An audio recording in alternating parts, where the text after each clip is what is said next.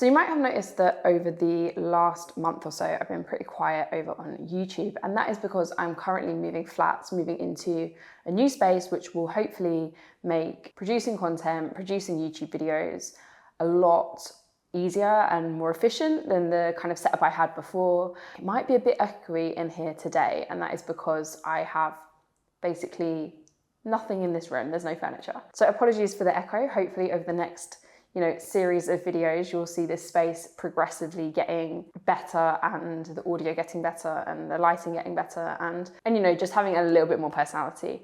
But for now, this is what we're working with. So at the moment, I'm currently unpacking, and I thought that this would be a perfect time to go through my current film camera collection, because it's been a little while since I've spoken about the kind of equipment that I use. And I do have some updates in 2024 to the collection of film cameras that I use. So without saying much more, we're going to get stuck straight in, and we're going to start with medium format cameras. Most of you will know, if you do follow this channel, that medium format is my preferred medium of film. The majority of my portraits are shot on medium format cameras, and so it kind of just makes the most sense to me to start off with medium format.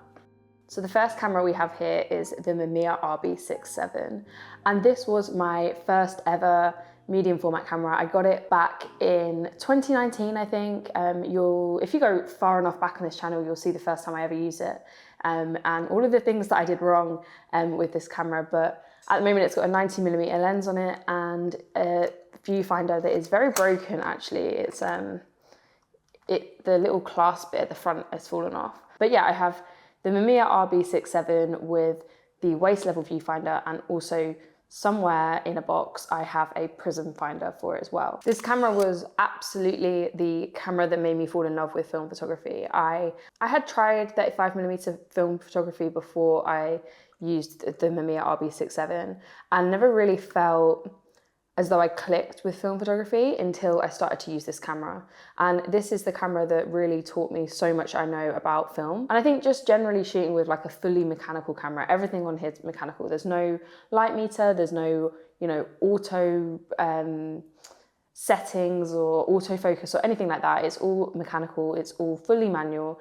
And I think doing so, shooting with a camera like this, is a really good way to better yourself as a photographer, to learn the ins and outs of photography. As much as I do love this camera, it has also given me quite a few headaches over the years. I have a particular problem with this camera where the film does not advance. So I have had many blank rolls of film during the time that I've used shooting this camera. I've taken it to a shop and got it fixed, and then the problems kind of persisted. I do actually have a new film back for this camera that I'm going to try out soon, because it's not getting the love that it deserves at the moment. I will be reviving my RB because it is a beautiful camera. It's so lovely to use, and yeah, it's just a bit of a shame that I haven't been using it as much as of late.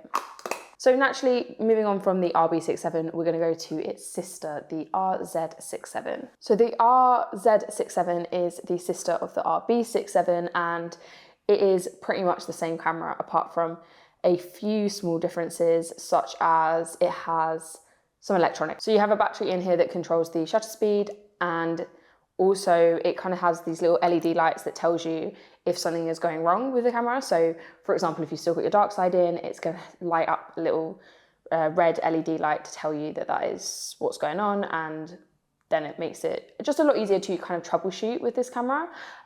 Like I said, I had so many problems with the RB67, and because it's fully mechanical, you have to kind of just trial and error your troubleshooting process. And because when I started shooting with that camera, I was so new to film photography in general, let alone medium format, the troubleshooting process took me a lot longer with that particular camera. So that is one of the good things about the RZ, is it does make that a little bit more of a streamlined process. This specific camera is actually my backup camera now. I use the RZ67 so much that I now have two. I have the RZ67 Pro 2 version, and then this is the normal version. So I keep this one just kind of as a backup. I also rent it out on occasion, and it's also handy for when I'm traveling down to London a lot. I can leave it at my parents for a prolonged period of time, and if I have to come back to Manchester, it doesn't matter because I've got another one here. So it's kind of worked out really nicely. And yeah, it really is just because most of my portraits now are taken on an RZ67, so it's just handy to have that backup. Because these cameras are so old, you don't know, if something's going to happen to them. It's very likely that something's going to happen to them, and it's not as easy a fix as, sending it off to Sony or Canon or someone that you might be able to send off your like digital camera to get fixed. So it's handy for me to know that I have a backup just in case of emergency.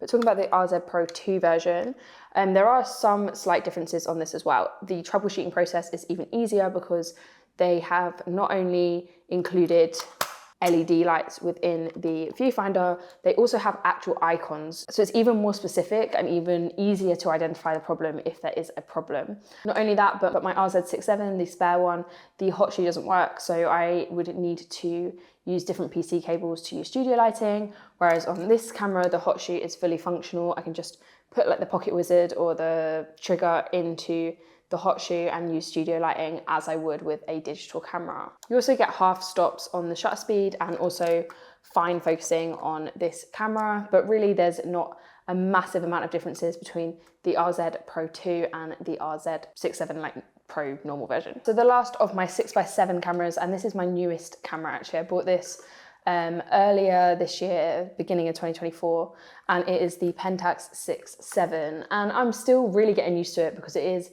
very different to using the RZ67. It's a little bit more like a DSLR, a little bit more like shooting digital or shooting a 35mm SLR, that kind of style. And that's actually what drew me towards purchasing one, so that it would be a little bit easier to shoot things more candidly and more on the fly. That being said, it is very heavy and I'm finding the focusing to be pretty difficult with this camera. So I think it's just going to take a little bit more getting used to. I will definitely be doing some more videos with this camera as I get on with it. So far I have used it in a couple of different shoots, but most of which aren't actually published yet or out yet, so I can't show you those just yet. The photos that I have taken with this camera, however, that I can show you, I will put on screen now. One thing I haven't tried is I haven't tried shooting this with studio lighting as of yet. I don't even know if I want to at this point because I do have the RZ67, but I might do it just for a video just to give it a try. So if you have a Pentax 6.7 or you've used a Pentax 6.7 in the studio and you have any tips, then do let me know. Because yeah, that might be fun to give it a go. So now that the 6x7 medium format cameras are out of the way, it's time to go on to my final medium format camera, and that is this Fuji GA645, and I have spoken about this on the channel before. It is one of my favorite cameras. This one, unlike the other cameras, is fully automated. You can shoot it manually, but yeah, you can also shoot it fully automated. It's got a built-in flash, it's got autofocus, it's a lot lighter, a lot smaller, a lot easier to like throw in my bag, take with me. This one in particular is better, I find, for like events, like off the cuff portrait, that sort of thing, where all I really need is like a flash. I don't have to set up lights or anything like that. And I also take this one to travel with. So this is like my main camera for traveling, just because it is so lightweight, it's so easy to shove in my bag, and I don't have to worry as much when I'm out like shooting street stuff because it's all autofocus. I don't miss a moment because I'm like worried about focusing and stuff like that. So yeah, this is my go-to for like street photography, taking it on holiday, taking it traveling, that sort of thing. I have a full video on the channel all about this camera because it is one of my favorites. But yeah, it's basically a medium format point and shoot. Next up, we've got to talk about the Polaroid i2, which is my Polaroid camera. I have done lots of videos on the channel about this camera before. It is really great. You can shoot it all manually, you can shoot it auto. Again, I take this to events a lot for kind of like portraits off the cuff. Again, it's really light. Well, it's light compared to the Mamiya RZ67. It's actually quite a big, heavy camera for like an instant film camera. But yeah, I've really been enjoying using this over the last few months, mostly for portraits, but I did also recently take it to Paris with me and shot some like just street stuff on it instead of using my Fuji GA645. So yeah, I think obviously your quality of instant film is not the same as shooting on medium format, but in terms of the process, I find shooting this camera and the GA645 to be quite a similar process, and also I use them for similar things as well. So 2 different film processes, but 2 very similar shooting processes, I guess. Next up, we're going to talk about 35mm film, and 35mm film isn't something that I shoot a massive amount. As I said before, I do predominantly shoot medium format, but this Canon EOS 500 is my favorite, I guess, or my most used 35mm film camera. This is actually the second version of this camera that I've had. The first version broke, but after a few amount of years, like a long time. And these are really cheap. I think I picked this up for like £15. The one before that was maybe £10 because it was so much earlier on. It uses like a Canon mount, so you can use all of your Canon lenses if you have any. I used to shoot Canon digitally, like a few years ago, so I still have some Canon lenses that I can use on this camera. Again, you can shoot it manually, you can shoot it auto. It does behave very similarly to a DSLR, only it's film. So yeah, definitely would recommend this if you are new to photography, new to film photography even, or photography in general, and you're looking for like a little cheap run around 35mm camera that really does the job, especially if you are shooting digital and you have lenses, Canon lenses. Like I said, like it's perfect. Like you can't really, you shove like a nifty 50 on this, and this is great.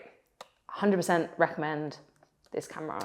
And the last camera we're going to talk about is this Olympus OM1. And so this was gifted to me by my granddad. It's not a camera I've used a massive amount, but it's definitely one that I intend to use more. I really love the focus system on this. It has really sharp lenses. The focus is really nice and easy. It feels nice. It's small, it's lightweight. You can use the built-in light meter with this camera, but I don't have the batteries for it. So I've been using the Astro Hore light meter, which I spoke about in another video. It just clips onto the hot shoe and it's kind of perfect because it just works as a light meter. But yeah, this camera, definitely going to be shooting more with this.